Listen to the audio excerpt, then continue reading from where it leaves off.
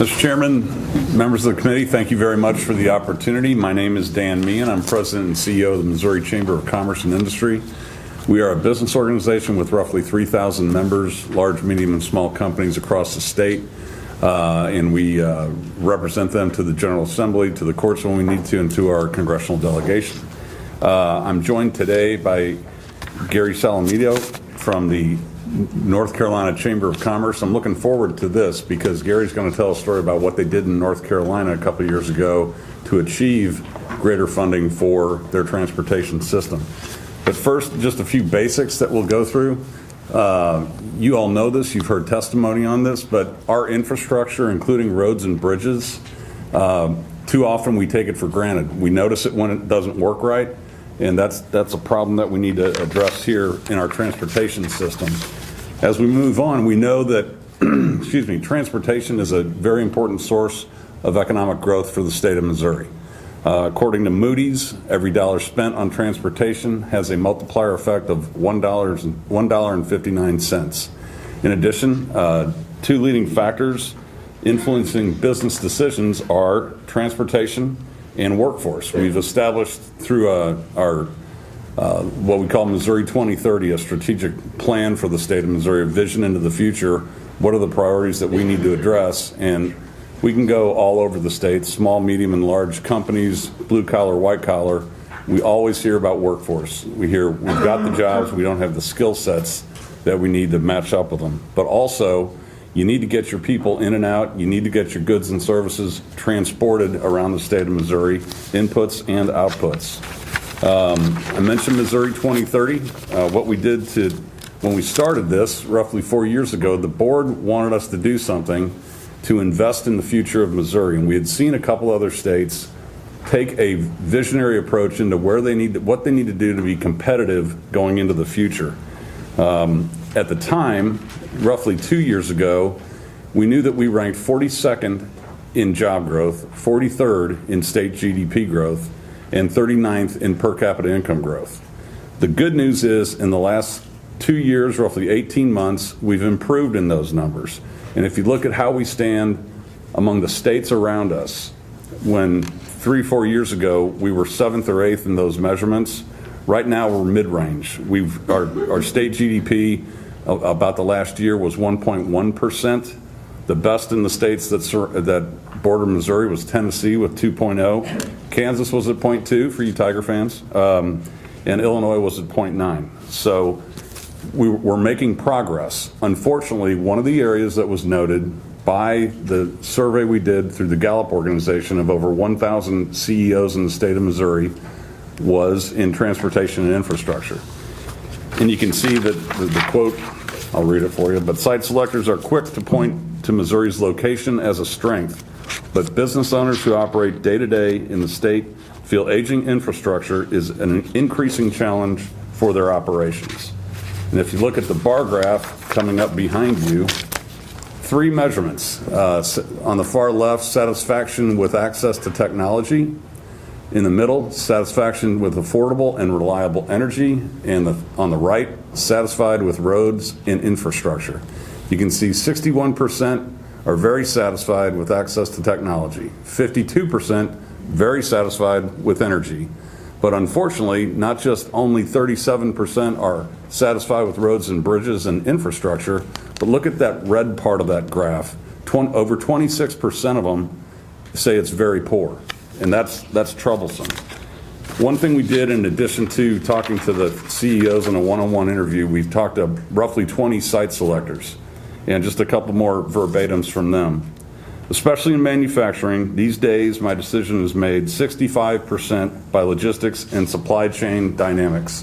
Customers are expecting their goods faster and faster, and shipping times are decreasing. Or if you look at some of the strengths that we have, I think of strengths both by default and by intention when I look at a state. Missouri has so many strengths by default in its central location and needs to take better advantage of these.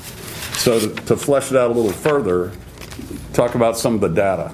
We are located in the center of the country within 500 miles of 43% of the U.S. population, 41% of total buying power, 44% of total wholesale trade, 44% of all manufacturing plants, and within 500 miles of 7 of the top 25 cargo hubs in the country.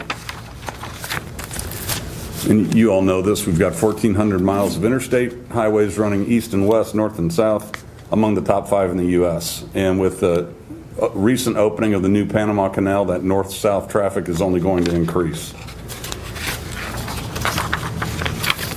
Location without this investment means nothing. So our location, we've always said, should lead Missouri to be the logistics and distribution center, not just for the Midwest, but for the country and the continent. We want to move on. You talk about some examples. If you are a manufacturer practicing just-in-time inventory management, your supply chain succeeding is critical. So when Chrysler had an assembly plant in Fenton, as you all recall, when they shut down because they can't get a delivery, it costs millions of dollars. We've had a horror story or two from the Wentzville GM plant and other manufacturers around the state. Time is money. But what you all are charged with considering is what we do as far as funding options. Number one, you just heard Mark from Revenue talk a lot about the gas tax and the other sales taxes that come into play here. If you just consider our gas tax, there's only 3 states, South Carolina, Oklahoma, and Alaska, that collect less in gas tax than Missouri at 17 cents. And if you look around the Midwest at the 8 contiguous states, one potential solution is if we could bring the gas tax up to somewhat of an average among the Midwest states, that would take our gas tax up to roughly 25 cents. If you look at what North Carolina did that you'll hear, they actually lowered their gas tax and then indexed it. But you look at other states, it wouldn't shock the system too much to go to 25. There's wiggle room on where we could go, but the diesel tax as well. You look at indexing gas tax or registration and license fees. The last time we did that was 1984. This was not invented. The last time we did a couple of those was 1969. I think it's high time that we look at those sources as a potential portion of revenue. If we had, I think it was said earlier, if we had indexed those in 1984, we would have had an extra $500 million to be spending right now. A lot of time has been, a lot of comments about finding efficiency over the last few years in the department have been bandied about. Absolutely, if we can find the efficiencies, let's do it. But there's no way that we will get to what MoDOT needs as $825 million in those efficiencies. It's a one-time deal and it just won't make it. So some states are getting it right. And you can't have a prize garden without fertilizer or weeding. And if you look, I think at your place, you have a copy of what we call Missouri Business, our magazine. And if you could flip to page 15, you can see a bar graph or a color-coded map that shows what types of funding mechanisms have been implemented in different states across the country. And it shows a variety of solutions, shows and options there. And one of the states that got it right, like I mentioned, was North Carolina. And Gary Salamido is the VP of Government Affairs at the North Carolina Chamber. We're happy to have Gary here as a colleague. Gary's previous work before joining the North Carolina was with GlaxoSmithKline, and he joined the North Carolina Chamber roughly 7 years ago, where he heads up their advocacy efforts, and he was in large part responsible for crafting the solution that was adopted by North Carolina voters a couple years back and led to them investing $1 billion in their transportation system. And that's a key word, is investing. Can't be seen as a cost. It's an investment in an asset. So right now I'd like to turn it over to Gary and for him to offer his thoughts on this. Thank you, Dan. Thank you to my colleagues at the Missouri Chamber for asking us to come out. Thank you for members of the committee for giving us an opportunity to talk a little bit about what we did with North Carolina and share our success with you and share some of the things we did right and some of the things that were obstacles to us. North Carolina Chamber and the Missouri Chamber are very similar. North Carolina and Missouri have similarities to them too, so the applicability of what we did here probably has some applicability in Missouri. North Carolina Chamber, just a little bit about the North Carolina Chamber. We represent 35,000 businesses in North Carolina. Over 1.2 million North Carolinians are employed by those businesses. We're the chief advocacy, political, and recently, and I'll talk a little bit about it, business policy center for the organized business community in North Carolina. We embarked on a visioning practice about 5 years ago now. We're actually beginning our second part of that strategic planning process. In 2012, we came up with Vision 2030. And in that vision statement, it was how do we build a secure future for North Carolina? We had 4 pillars there, one of which was infrastructure and growth development as a key to securing our future going forward. The essential key of economic growth. The other 3 pillars are education and talent supply, a competitive business climate, and entrepreneurship and innovation. So when we were looking at what we needed to do when we started Vision 2030, the first thing we had to do was get our business climate competitive. We spent years doing that, whether it's tax or tort or regulatory. We went through a process of making sure that we weren't the highest, we weren't the lowest, but we were competitive in all those critical business climate indicators. Unemployment insurance, we had a $3 billion debt there that we had to take care of. Also on our workers' comp, it was really out of whack with the region and with the country. So we spent the first few years getting that right. What became really clear is that we needed to look at infrastructure. So how did we do that? Alignment and policy, the alignment of the policy and the politics had to be right. So we had asking rights because we took care of our business climate first. Then we had a pro-business legislature that was elected in 2010 and a pro-business governor. The alignment started to get right. We understood clearly that when business leads, big things can get done. Part of our visioning process was reading Jim Clifton's book, The Coming Jobs War. And that book really outlines the importance of business getting involved to solve the big problems of the day. And that book has been guiding us, and the chapters in that book have been guiding us. And one of those things was infrastructure. Infrastructure is a key economic driver for communities and a key economic driver for a state. So big problems, business has to get involved. Our CEO poll, we do an annual CEO poll of all of our member companies with it, and consistently infrastructure had been creeping up in there until it got to the point where 67% of the CEOs said it was their top priority after we had fixed the other things, and it became the top issue affecting their profitability going forward.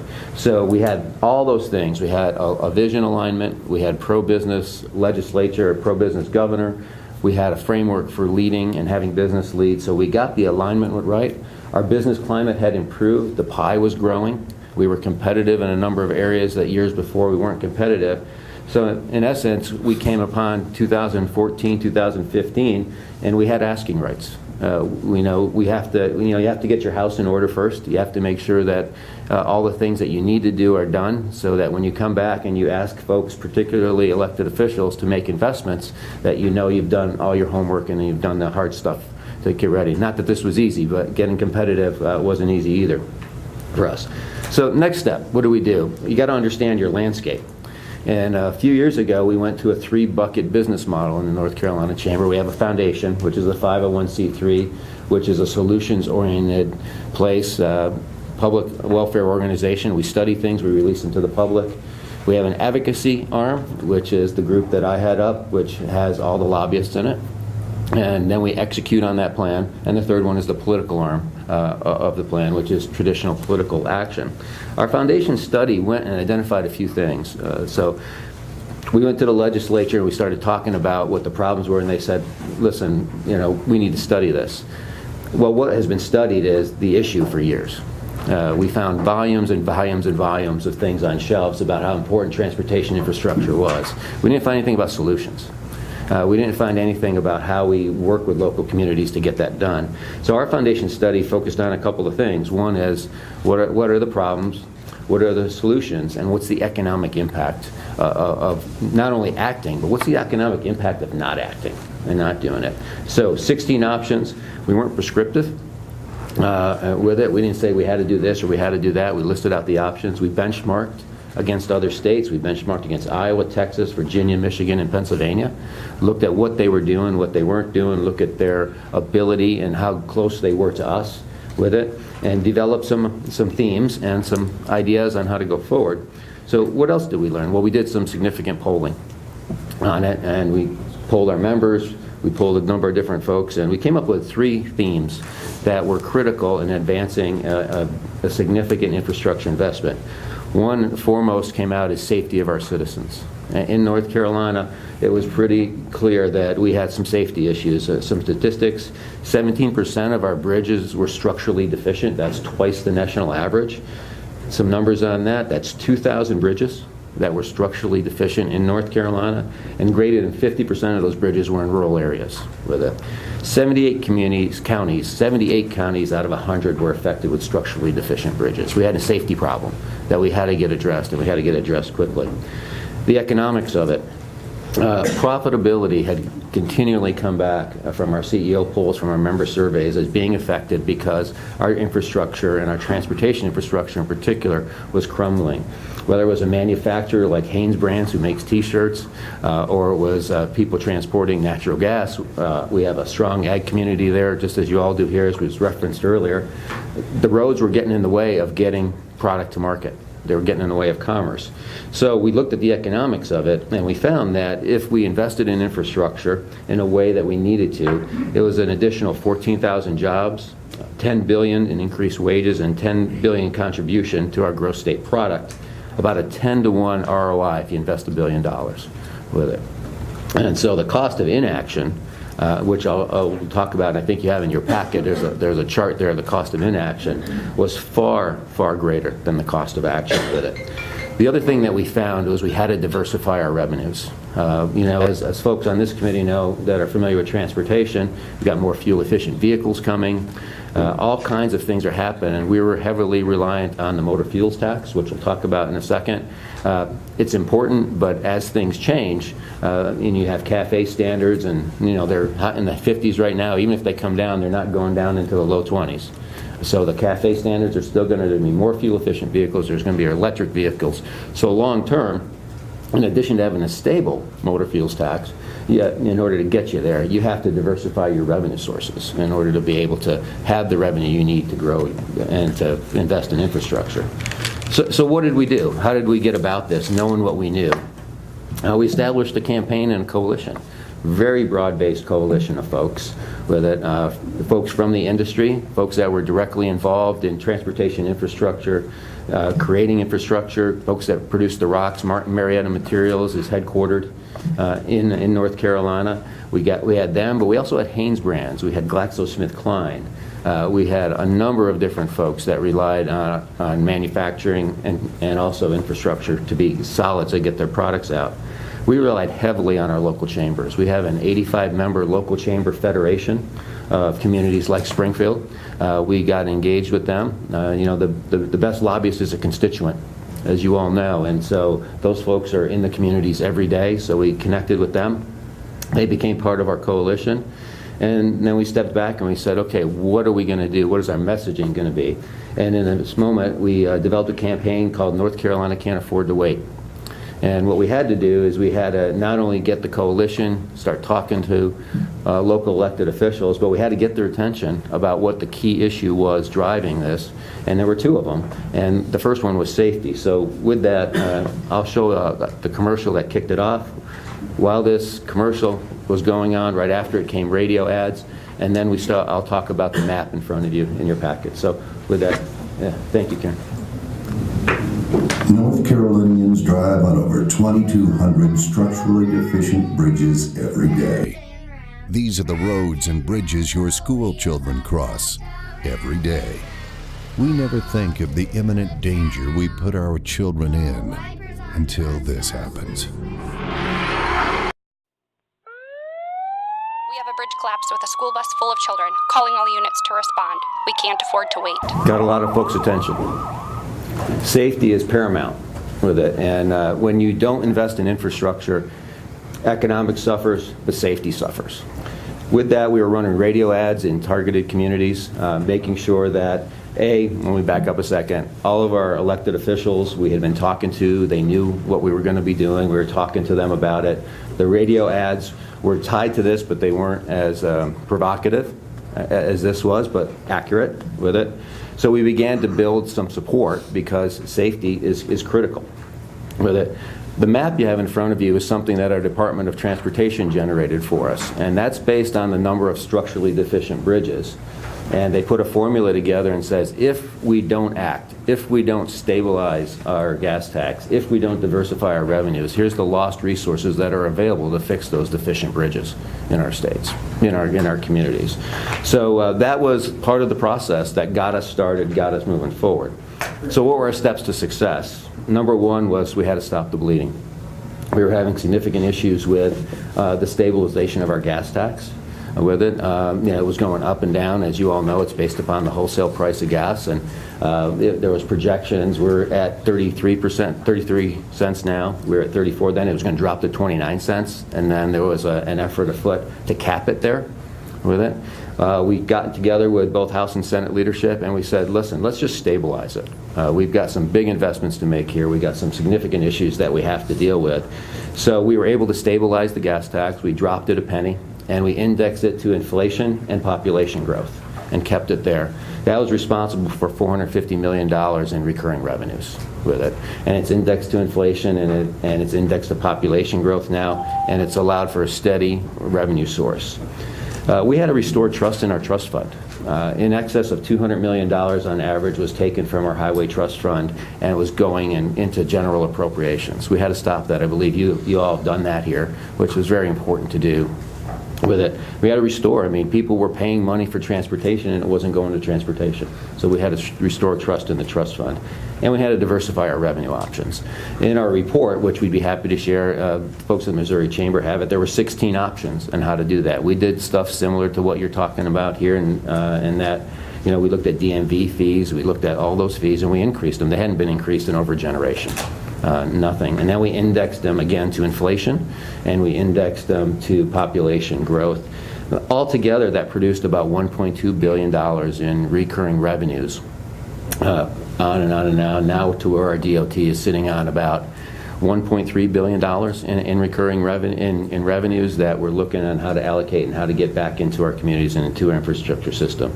The key to sustainability, which people, after all of us talked and got to know each other and debated and negotiated, was the key to sustainability is no single revenue source. It's diversification of your revenue sources to meet the needs in your community. Another key for us was not being prescriptive.